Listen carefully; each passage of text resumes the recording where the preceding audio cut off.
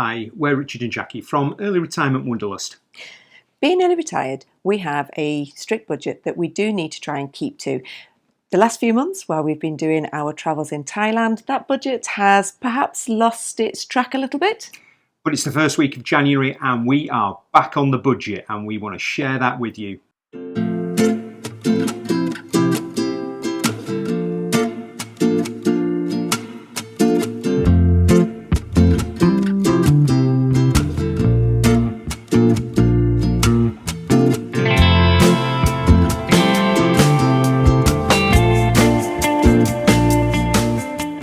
For those of you that are new to the channel, we are Richard and Jackie and we made the decision to early retire from teaching, and that left us with 3 years that we had to fund our early retirement lifestyle, and the way we do that is through really careful budgeting.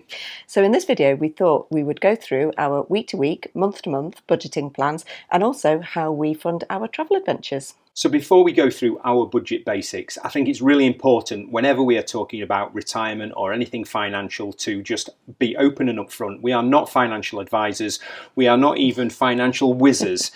So please seek your own advice, do your own maths. We did exactly the same, and we are not offering you financial advice. But our first budget basic is to just simply look at the pot of cash that you have. And what we did when we made the decision to early retire is that we released some equity from downsizing. So we sold our family home in Cheshire and we moved into a now 1 down, 2 up tiny cottage in the Yorkshire Dales. We also, when we were in our last few years of working, worked really hard to reduce our debts to absolutely zero, and we also used that flexibility then to make sure that we had as much saving potential as possible in those last few years of work.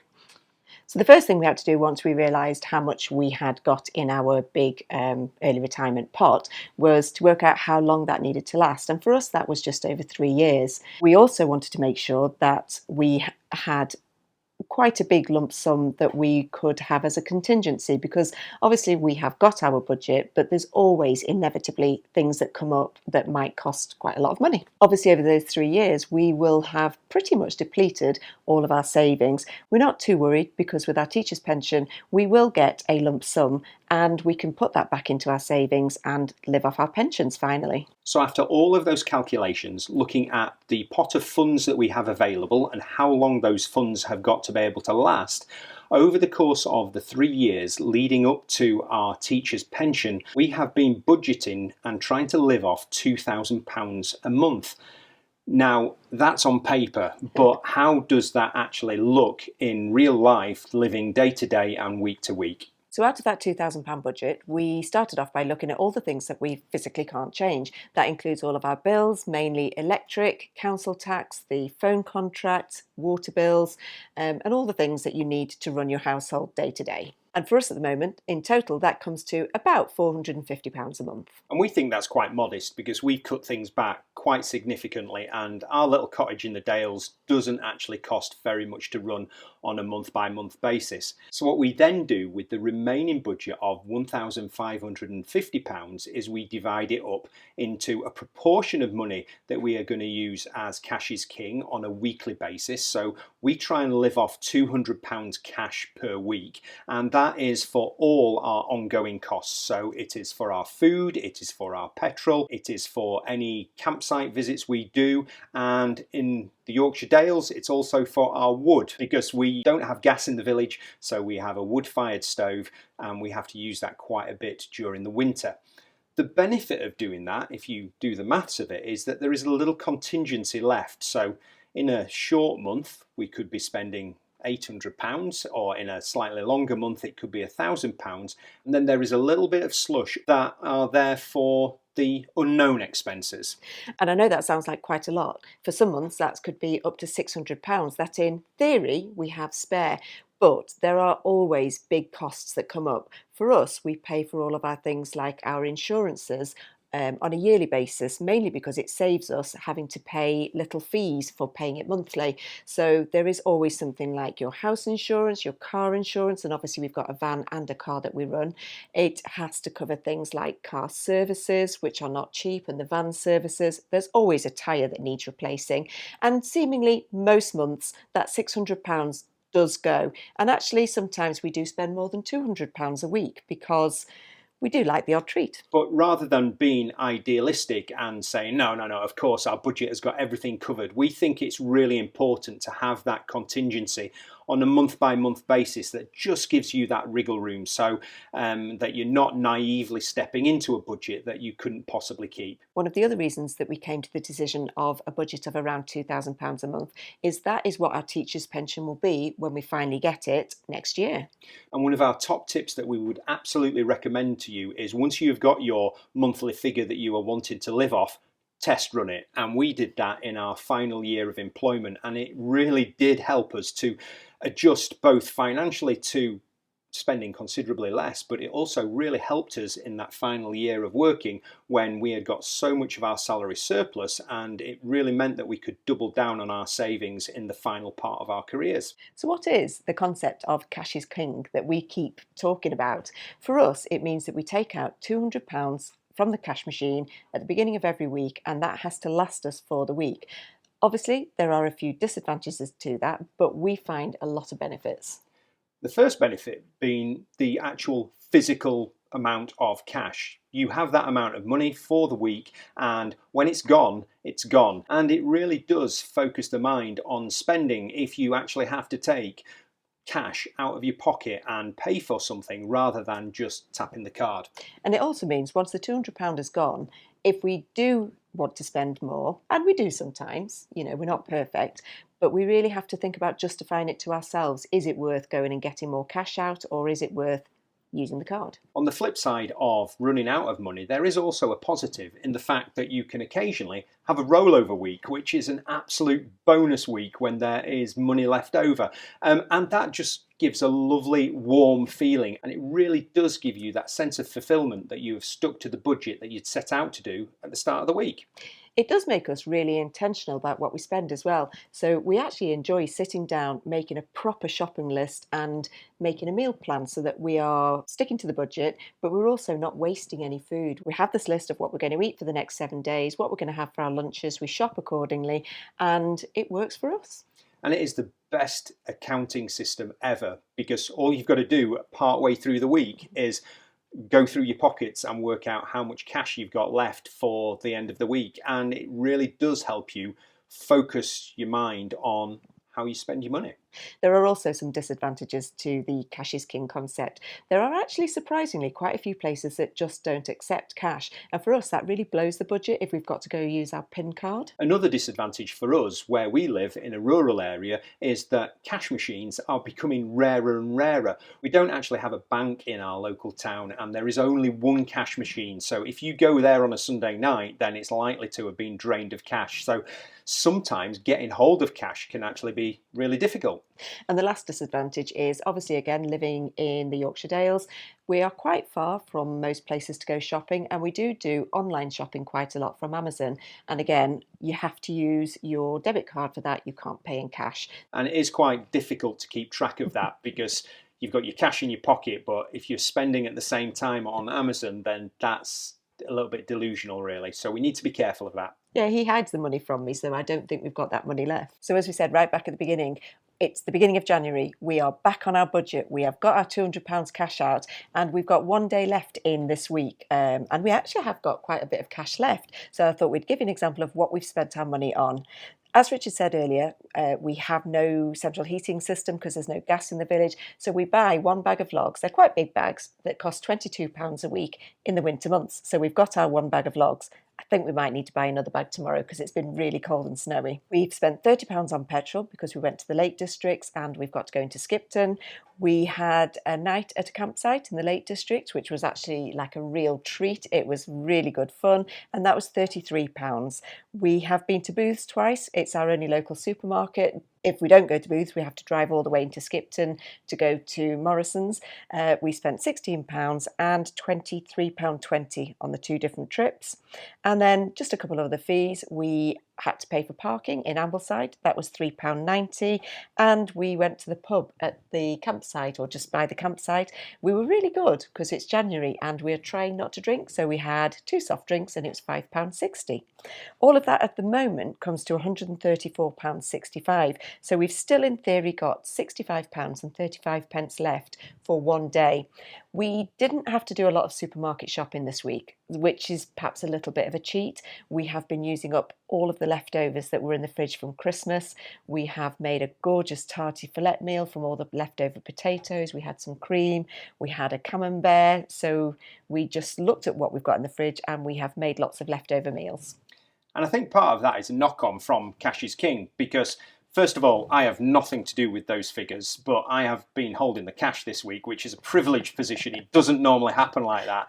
I think it was Jackie forgot a cash card, so I snaffled the money and I've been looking after the money this week. So as you would expect, I've been counting that money on an evening, just checking how we're doing. But by being back on the Cash is King, we have been making some really intentional decisions. So for example, a couple of days ago, we dropped into Ambleside at the end of our Lake District trip, and it would have been so easy to just have a coffee and have some cake and then maybe go to a pub, and all of those costs add up. But we realised that we'd already spent quite a bit of money on the campsite and actually going to the pub the night before.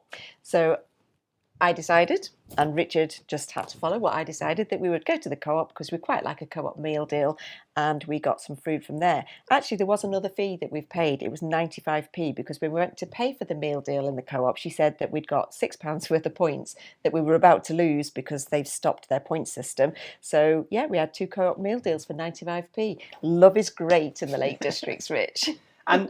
And there's no hardship in that for us. You know, you've got to set your own standards. And, you know, I would much rather buy a Co-op meal deal for £3.50 or 2 for 95 pence than actually spend £10, £15 on what it would have been to have a couple of cups of tea and a slice of cake. So it's just thinking about what you value. And I think the more you do the Cash is, and the more we do the Cash is King thing, the more we actually realise what we do value in life, and it's not always the expensive things. And it's not that we don't value coffee and cake. We have had quite a few treats since we've come back from Thailand.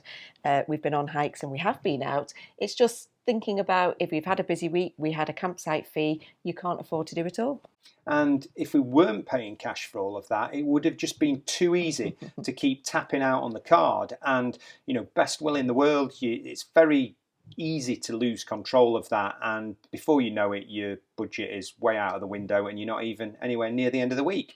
So our £65 that we've got left, we do have to go and start topping up with some food because we are heading off to the Alps. So I think that will make a good dent into the food shop for next week's budget. Obviously our £2,000 a month budget does not go anywhere near covering the amount of travel that we do on an annual basis, and if you've been following the channel for a while, you will know that in 2024 we were away for 30 weeks of the year.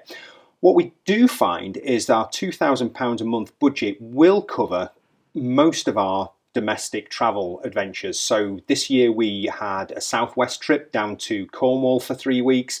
We went to the Shetland Islands, and we've had various weekends away during the course of the year that we can just about build into that £2,000 a month budget.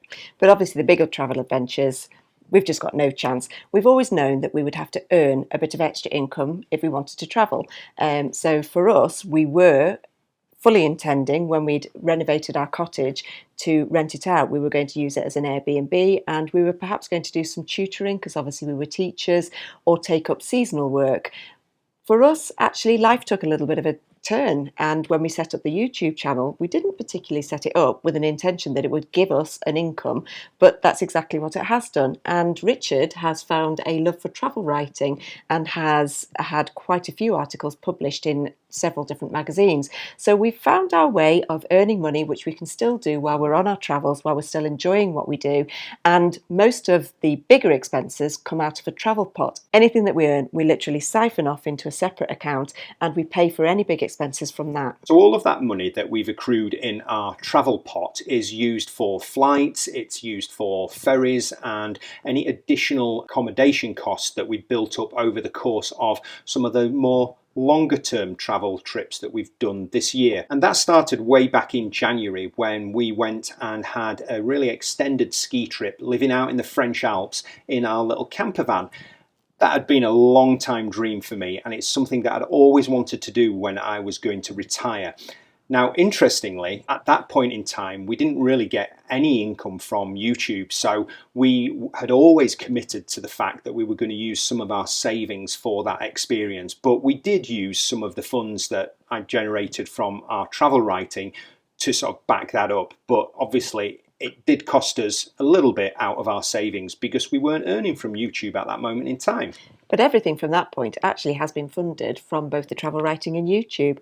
So we have had to pay for ferries to the Shetland Islands, which was £600.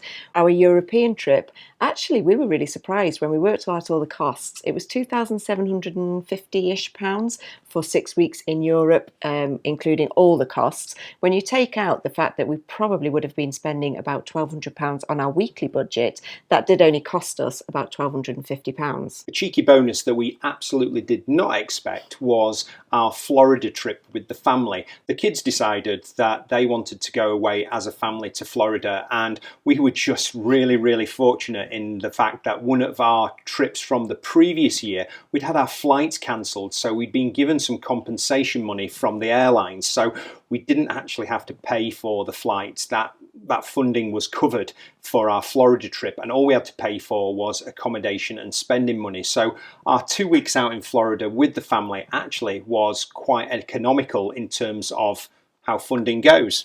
And then we had the most epic last trip of the year when we went to Thailand for 6 weeks. And that was a trip that we really weren't expecting to be able to afford. So luckily, the earnings have covered that. And in terms of YouTube, we are really quite principled in terms of how we get income from that. We only get income from Google AdSense, and we know that the ads are frustrating at times because we watch YouTube as well, and they are frustrating, but we feel quite happy that we are getting funding from Google AdSense for the time that we put into the YouTube channel. What we really don't ever want to get into is any other form of income from the channel. So you may have realized that we will not have a Patreon, we will not have memberships, we will not ask people to buy us a coffee because we're just not into that. We're just really grateful for the money that we get from Google AdSense, and it feels like we're almost just getting that money from a big corporation, and in our heart of hearts, we feel a lot happier about that. So I guess what we're saying is, for all of our travelling that we've done, the 30 weeks this year, we always knew we would have to earn some form of income to be able to afford to do that. For us, it kind of fell that it was through YouTube and through the magazine writing. But for you, if you were planning on early retiring and you've got your budget like us of £2,000 a month or whatever your budget is, there are surprisingly ways of earning that little bit of extra money that sort of gives you the icing on the cake trips and the things that you like doing. So our overall contribution from the travel pot to all of our travels was about £10,000 over the year. In total, with the £2,000 a month budget that we've got, we've spent about £34,000. That's £17,000 per person, and we have had an awesome year with 30 weeks of travel for that amount. So that's it. We hope that you have enjoyed this little insight into how we spend our money and how we budget for our early retirement. As we said at the start, we are not financial advisors, so you need to be able to make those decisions for yourself from an informed position and do the maths yourself. But we are quite happy with what we're doing, and we would thoroughly advocate the benefits of early retired life to you. But from us, that's it, and we will see you next week. See you later. Bye. Bye.